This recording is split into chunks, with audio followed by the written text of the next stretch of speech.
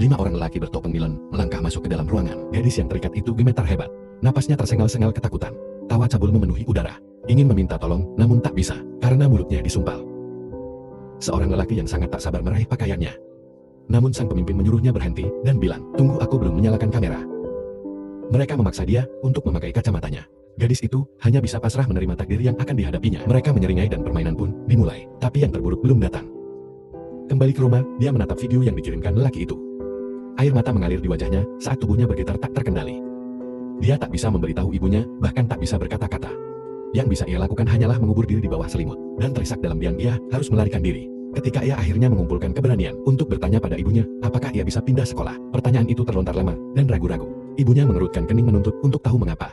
Mengapa ia keluar begitu larut? Mengapa ia bertingkah sangat aneh? Gadis itu membentak dalam sambil frustrasi. Ia keluar rumah sambil berlari kecil. Tapi saat ia berbelok di sudut gang, pria yang sama dengan peringai menjijikan yang sama muncul lagi. Lututnya lemas dan kemudian yang lain muncul. Binatang yang sama sejak malam itu.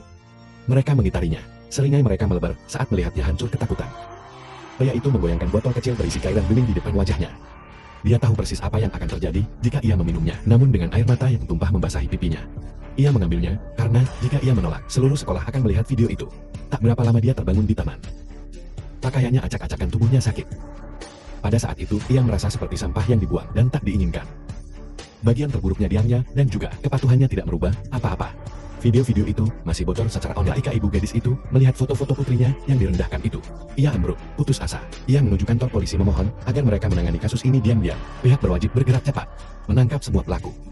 Namun kerusakan telah terjadi, hiruk-pikuk media meletus. Wartawan mengerumuni kantor polisi, lapar akan pernyataan untuk sekilas hidup si gadis yang hancur. Itu adalah neraka lagi. Tanpa pilihan lain, ibunya membawanya pergi, melarikan diri ke kota lain dengan nama baru.